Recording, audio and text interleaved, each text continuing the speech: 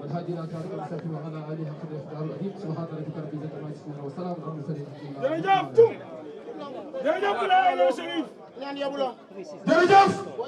السلام عليكم. بسم الله الرحمن الرحيم. رب اشرح لي صدري ويسر لي امري واحلل عقدة من لساني يفقهوا قولي. اللهم صل على سيدنا محمد وسلم. Chers concitoyens, chers collègues journalistes, chers collègues conseillers municipaux, chers collègues maires, mesdames et messieurs, à l'entame de mes propos, je tiens d'abord à louer notre Seigneur, Allah, le Tout-Puissant, et prier ensuite au nom de notre prophète bien-aimé, Seydina Mohammed alayhi salatu wassalam, de nous avoir protégés contre le complot de ce pouvoir autocratique de Macky Sall. Nous tenons également à remercier vivement toute la population de Guédiawaye pour sa solidarité et sa mobilisation sans faille. Les imams, les personnes du troisième âge, les sages, nos mamans, les femmes, les jeunes, le personnel de la mairie, le mouvement Guédiawaye La Bok, Yewwi Askan Wi section Guédiawaye et surtout la conférence des leaders de la dite coalition. Nous associons à nos remerciements à nos vaillants avocats qui n'ont ménagé aucun effort pour nous tirer des serres de ce régime cynique qui joue avec les libertés des citoyens. Mesdames et messieurs, alors que le vent de la démocratie est en train de souffler un peu partout à nos portes, chez nos voisins de l'Afrique de l'Ouest, le régime monarchique de Macky Sall continue de donner des coups mortels à nos libertés. En effet, je fus pris en otage avec mes collaborateurs et amis, voire sympathisants, par une police qui agit et réprime au mépris des droits les plus élémentaires des citoyens sous les ordres d'un préfet couché et partisan. Mais la préservation de notre dignité et la volonté de conserver à tout prix nos libertés ne se négocient point et ne sont en rien entamées ni émoussées,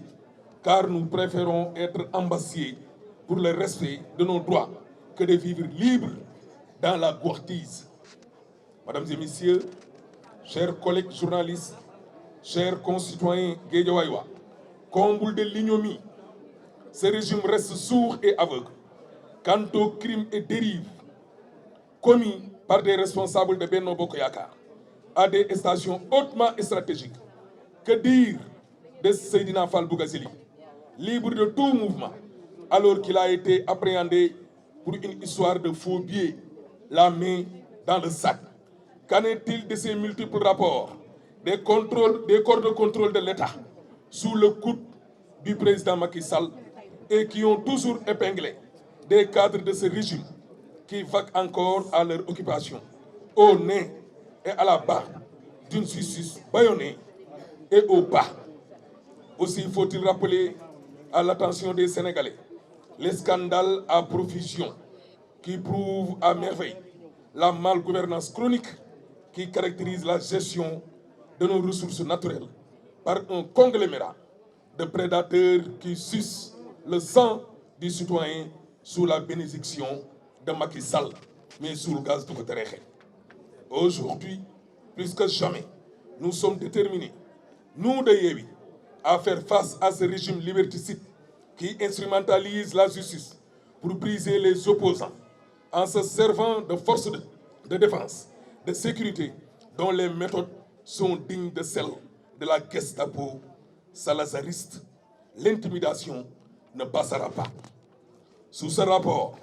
nous continuerons à nous mobiliser pour le triomphe de la démocratie et le respect de la Constitution qui fait l'objet de violations flagrantes et récurrentes par le régime dont le dessein est de restreindre nos libertés afin d'imposer le troisième mandat, illégitime et illégal. Mais fille, troisième mandat de Kofi Tere. Mais cette forfaiture ne saurait passer car le Sénégal n'est pas une monarchie ni un royaume. Pour terminer, nous remercions une frange de la police. Je pèse bien mes mots. Je dis une frange, une partie de la police,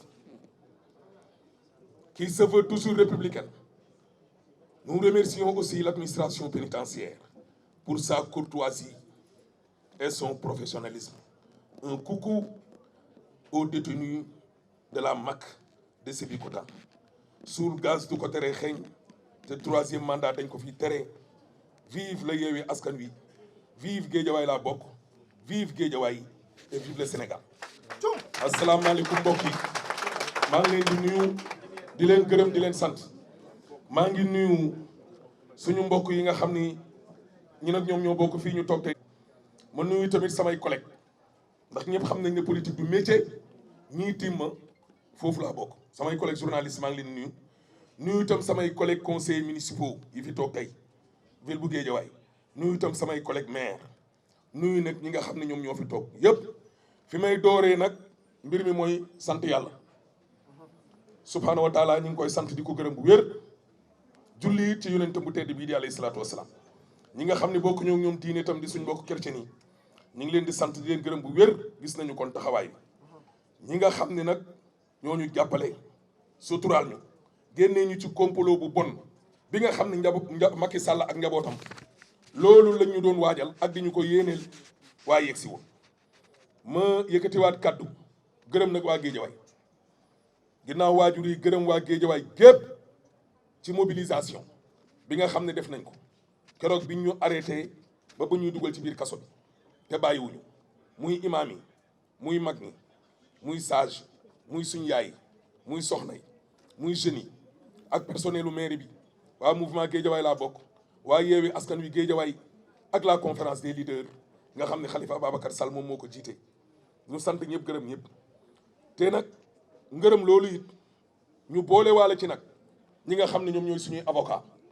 pôle boobu nga xam ne maître Bamba Cissé moo ko jiite ak maître Mouhamadou Moustapha Dieng ak maître Sidi Diagne ak maître Thioy ñoom ñooñu nga xam ne ñoo ko jiite génnee ñu ci jahanama safara soo xam ne moom la ñu Macky Sall ak waa këram yéene woon te yàlla ji ne leen du ca dal lañ jàpp ne nag loolu lañ def di infraction ba tax ñu jàppoon ñu wax naa ko juge bi yàlla dogal na comme que ñun moom dañ doon ragale nekk ci biir génn ñu naan ñu bañ nekkee police dañ fa nekkoon di ñu yelewaat moo tax inspecteur ba ñu doon déglu bind na ñetti yoon ñu ngi may seetaan ma ne ko rectifier waxuma lii wax dindi lii laa wax ak lii bul tëb dara ci li ma wax parce que ñun dañoo seetlu saa yi bu gaa yi génnee rek ñu naan non dégg naa fa la nekkoon di onk di baaluwuñu te bu ma génnee dinaa doxaat ba ma demee ca kaso ba ña ma fa fekk ma wax leen ko ba ñëwee tribunal démb taxaw ci kanamu juge bi ma ne ko yaa ngi nii procureur ngi nii bàyyi ngeen ma léegi dox naa léegi su may dem mairie ba di dox ma jugee tey sama kër dox ñëwaat fii su may ñëwaat suba mercredi damay doxaat ñu xool ba xam dox dañ koy tere ci mim réew. mairie bii nag li ma wax juge bi laay wax Macky Sall yàlla dogal na li muy dogal ba pare mairie yi muy nangu bii du ci bokk bii dañ koo xeex 7 ans 7 ans la ñu daw ci mbeddu Guédiawaye suñu alal fekkewu ko suñu njaboot fekkewu ko ñu rey suñ bopp parce que y avait un intrus nit koo xam ne daf ñoo rax dëkku fi dëkkaanu fi borox ndollu ba jël suñu mairie bi toog fi 2014 le 1er mars 2015 ma ànd ak sama juróom-benni xarit suñ ñaari yaay suñ benn jigéen ak maak Omar Ndiaye ñu ne kii na fi jóge ñu daal di départ 7 ans de combat mairie bi caaxaan mayuñu ko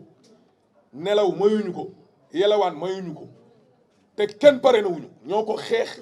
jot ko ci suñu coalition bii di Yewwi Askan Wi. Macky Sall mairie yi muy mayee ba tax mu leen di woo di leen baab pour ñu ñëw transhumé bii bokk ci bii moom na ko leer ne moom bu dee moom la yaakaar a réeree day fande mairie Guédiawaye bii du mës a dugg ci mairie yi fax te ñi nag fi ñu bokk dañ ko xam Guédiawaye duñ fi bàyyi rakkam ji nekk ab milliardaire bàyyi fi ay ministre bàyyi fi ay directeur yow Ahmed yoroolu suukar ma de nekk simple journaliste ñu jël la nga rawee ko presque juróom benn junni ci ay voix ñu lay woo naan la ay ñëwal nga jël lii ak lii te nga war waa Géejawaay loolu dee sax moo ñu ko gënal yow nga def lu ne lii lancement la mais yii di ñëw yeneen yi la ñuy wax yow baab bu ne nga baab ko affaire yi dëgër nga ne xaaral ma jéem ko xoxatal moom sax xam na ma sax Macky sax xam na ma mais ñeneen ñi ñoom ñoo ma xamul mais moom xam na ma parce que ñoo nekk woon PDS.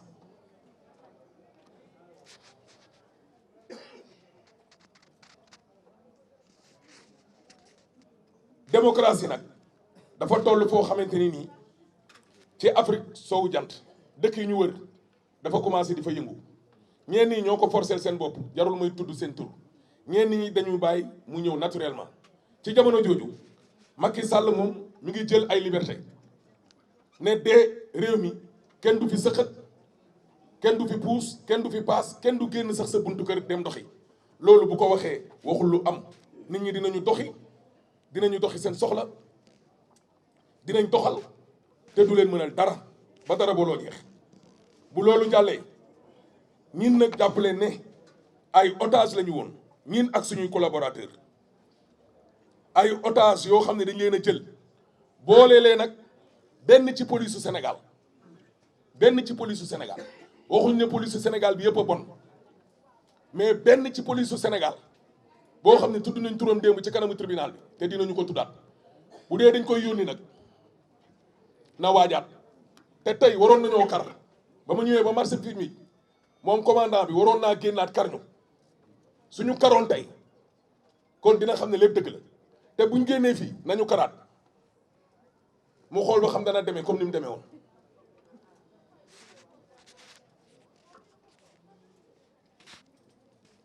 bu loolu jàllee ñu ñëw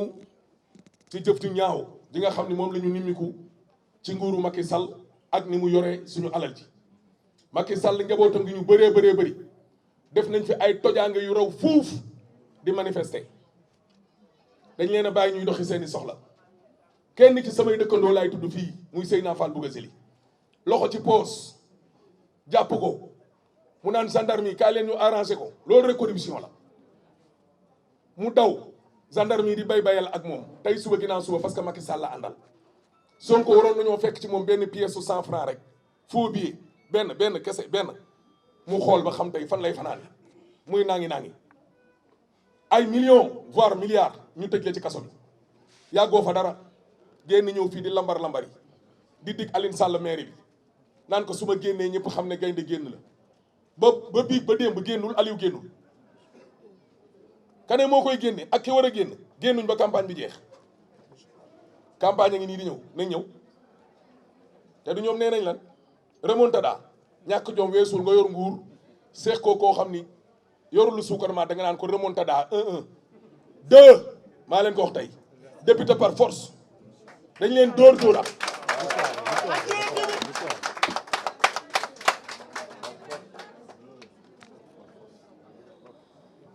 nañu mobiliser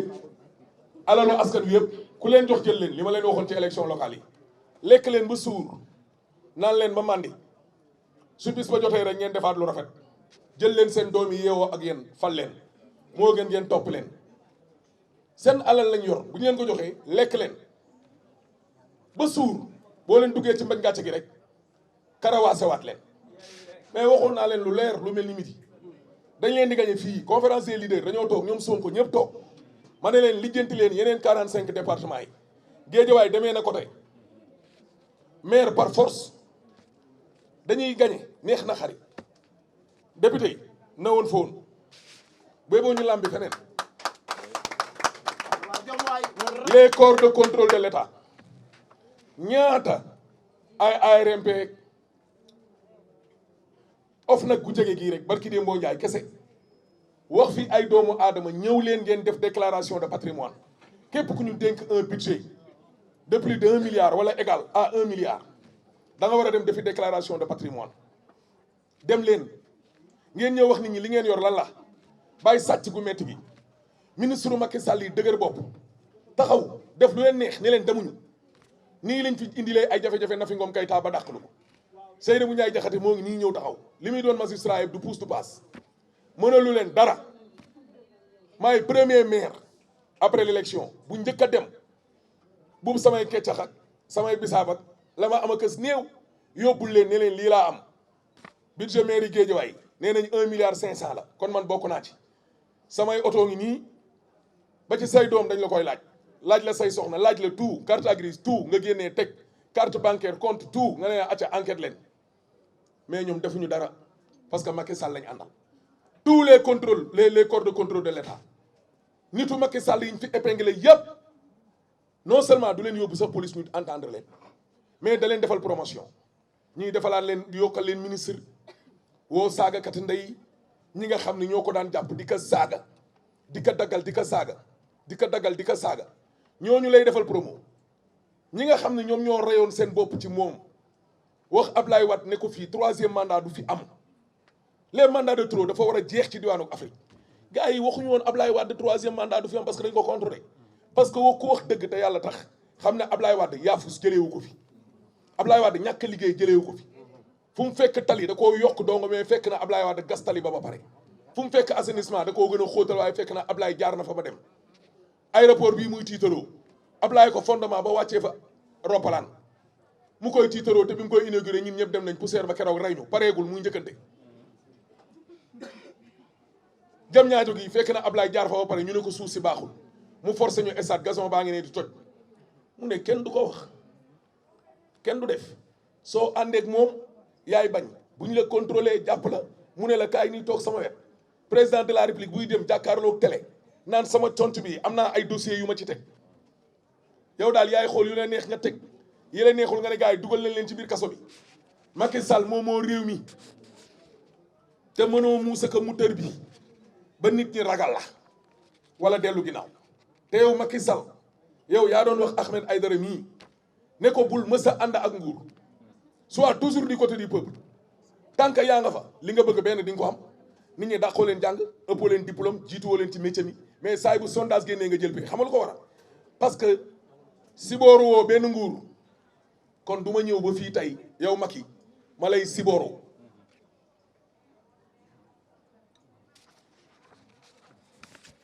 ma wax ak sama nit ñi nga xam ne ñi ñu jàppoon fii commissariat ak ñi nga xam ne lañu yóbbuwoon Rëbës ak président Déthié ak Mame Diarra Fam ñu masawu leen waa Guédiawaye ñi jot a jaar ci police bi ak ci prison bi ñu baalu leen ak parce que xëj na nattu bi si suñ loxo la ko yàlla gi jaarale mooy ñii nga xam ne ñoom ñoo ma wër ñu sant leen gërëm leen wax leen tamit ne leen lii moo indi mairie bi dem ngeen police demaat da ngeen demul woon kaso mais dem ngeen fi police sous Aliou Sall dem fi gendarmerie sous Aliou Sall ba tey ñëw ngeen dem tribunal ci affaire Auchan ba tey ñu ñëw ci Macky Sall mu dugal leen ci kaso bi kaso na kenn du ko yéene kenn waaye moom moo fi indi dóor fayu moom Macky Sall moo indi dóor fayu ba mu indee dóor fayu mooy ba mu toogee ne damay dekkalaat CREI bi ba mu toogee ne kër Ablaye Wade bi dama koy jaay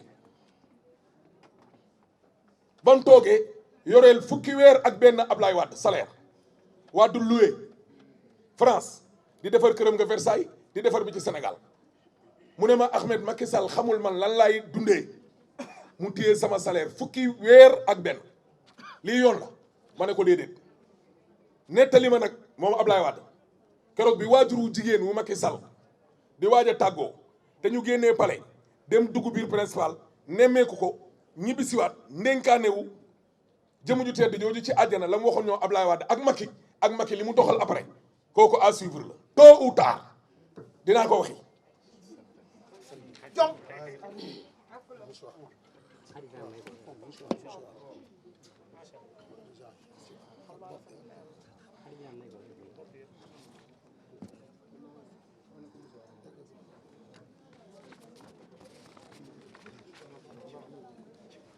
ñu dem France jël Ablaye Wade émission ñibbi si Sénégal ñu ñuy supplier son ministre de l'intérieur d'alors Abdoulaye Daouda Diallo dimbali leen ñu teg pression lii ak lii ak lii ak lii ak lii ak lii balaa adduna di tukki ngeen di saraxu nit ñi toog tey yaakaar ne nguur gi day tax nit ñi gaayen tiit wala ragal.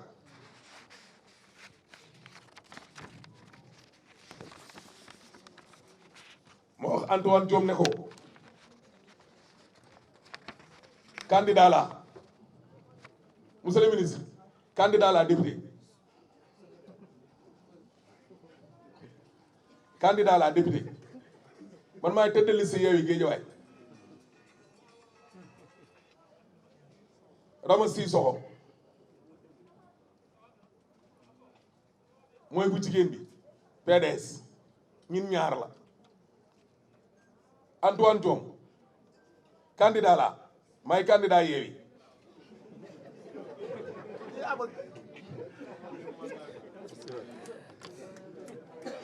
ñett xamuñu mais ñaar xam nañ ñett xamuñu mais ñaar xam nañ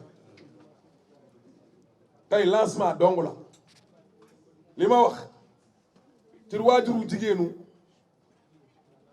njiitu réew mi Ablaye Wade moom ak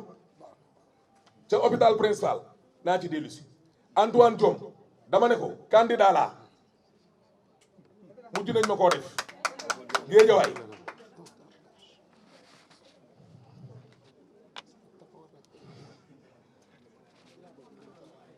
candidat laa nag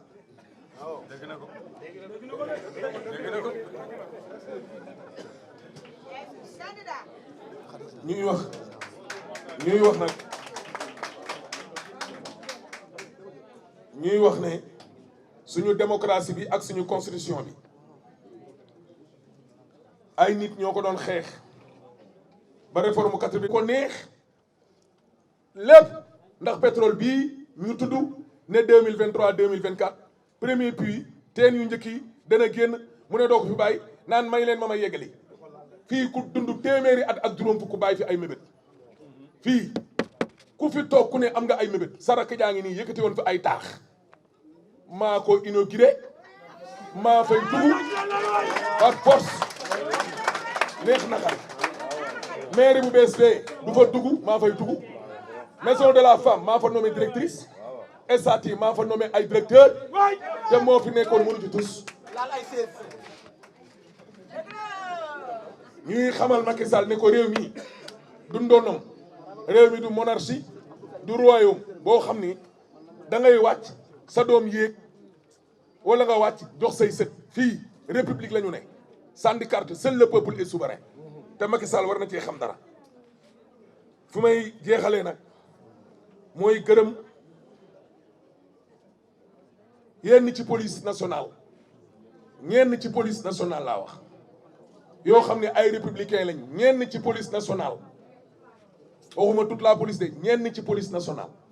ñu sant leen gërëm leen gis nañ seen taxawaay ci coow yi fi jot a am léeg-léeg sax ñu xaw leen a tuumaal ne ñooñu dañoo xaw a yeewi nuyu tamit général Tine lu fi dal nit ci nguur gi rek parce que da ngaa jubal ñu ne la yow da ngaa war a far ci ñin par force yàlla sax ñëpp dañoo far ci moom am na ñoo xam ni gëmuñu ko sax duñu julit duñu chrétien nee nañ yàlla amul te yàllaa ngi nii bàyyi ñu ñuy dund suba ngoon guddeeg bëccëg ñu sant tamit l'administration pénitentiaire mooy ñi nga xam ne ñoom lañ dénk kaso yi ci réew mi ñu sant leen gërëm leen ak détenu yi nga xam ni lañ jàppoon parce que ñëpp laaj nañ leen seen conditions yi nga xam ne ñoom lañ nekkee woon ñu sant leen ñi nga xam ne ñoom ñoo nekkoon rëbës ña leen fa yoroon ñu sant leen gërëm leen man ak Déthié mi nekkoon Sébikotane ñu sant leen gërëm leen dëkk boo xam ne boo defee lu baax boo ne damay gërëm sa ñu ne lii sawaay tam nga tudduma gars yi yaakaar ne gars yi ci yéen lañ far ndax tiit cette peur marron là moo fi war a jóge ñu sant leen gërëm leen bu baax nuyu madame la maire Khadija Maye Koor gërëm tamit Déthié Fall masawu ko masawu tamit Maam Jaara Faam masawu tamit Baara Dolli masawu tamit Guy Marius Sagna masawu tous les otages politiques de Macky Sall ñi nekk ci kaso bi yëpp parce que ànduñu bokkuñu gis-gis ak Macky Sall ñu ngi leen di masawu di leen gërëm di leen masawu lii nag du fi lu bees Ablaye Wade keroog ba mu ne day dem créer parti papaam dane ko ndax ñemee nga ñaar yii mu ne ko ban ak ban mu ne ko kaso ak dee kaso ak dee kaso ak dee xam nga kooku ute naa ki naan perte nguur gi dee moo ma ko gënal daana dee de parce que Alaaji Ibu Sakho nee na nguuru yàlla rek moo dul jeex te nguuru yàlla li tax du jeex mooy amul élection yàlla bu sama amul élection bu amul élection dafay yàgg-yàgg gars yi jékki-jékki ne ko sawaay doo ñamal diw mais amul kookoy borom kun moom asamaan suuf samaawaati wal ard mooy cappaacoli gi kooku amul élection kon nag moom mii tôt ou tard dana dem te moom sax fukki weer ak juróom-benn doo nga ñoo ko fi dese parce que moom 2024 moom du bokk léegi nag ki ñuy waajal ñoom seen biir 2024 moom la amagul dégg nga opposition bi bu ñu radical woon sax xëy na mu xool koo xamante ni nii moos day tuut fii capp fee bu ko defee mooy loolu mu wax ak moom bu ko defee xëy na mu jéem ko koo buux mais APR ci boppam ñoom ñoo amul ku ko wut te ñemeewul dem tiit na def fi yoo xamante ni nii maara day taali yaakaar na ni ku fi toog di nga ko rey réew mi nag amul ay reykatu nit konoon ba tey bu ñu duggee fii ci biir mairie bi fii 98% yëpp ay waa APR lañ fii 148 yëpp fii li ñu leen sant daal mooy fee ca buntu ba na fa yëre yëpp di yem yëre yeewi yeeg yëre bennoo ca buntu ba boo duggee liggéey pare dem ku fi dugg naan da nga fiy jéem a politique far fi ci beneen feneen boo bokkee yeewi sax dinaa la wan ne la gis nga fii la woon ni na ñi fi nekk te duñ liggéey si dàq leen dagg naa fi 8 salaire xaw ma demuñ conférence de presse de dañ na pat 3 ans teguñ seen tànk fii ci mairie bi dàq naa leen mais kenn demul ci presse di kaas ku fi dem ci presse di kaas ñu yóbbu le tribunal nga remboursé léegi xaalisu nit ñi dañoo war a fay sàcc lañ mais dañ na pat ak moom boo léegi lu seen naqar ni muut buñ fi dof loo léegi ma jëli leen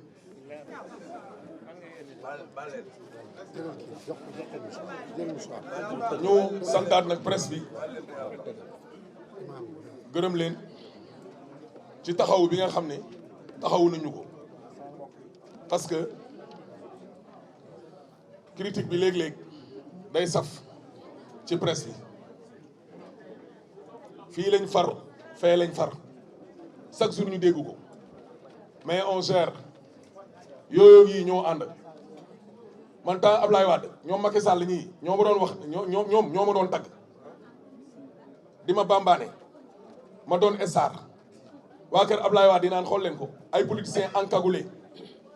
tey waa kër Ablaye Wade yooyu ñoo ma def star ñii ñoo ma yóbbu police tëj ma kaso métier bi moo ni demee ku nekk defar rek yow li la sa conscience jox boo tëddee nelaw amul ay tiit amul ay yox-yox yi te nag ma wax leen benn affaire man sa duma leen jàngal seen métier xam nga li ma la li ma leen di def daal mooy ñaanal leen yàlla musal leen ci faxasalu làmmiñ yàlla musal leen tamit ci faxasalu xalima yàlla musal leen jàppale leen gërëm tam imaam yi nga xam ne ñoo fi ne yëpp ak jeunesse beeg ñëpp gërëm nañ ñëpp allahumma salli ala sayyidina Muhammad. Merci beaucoup la presse.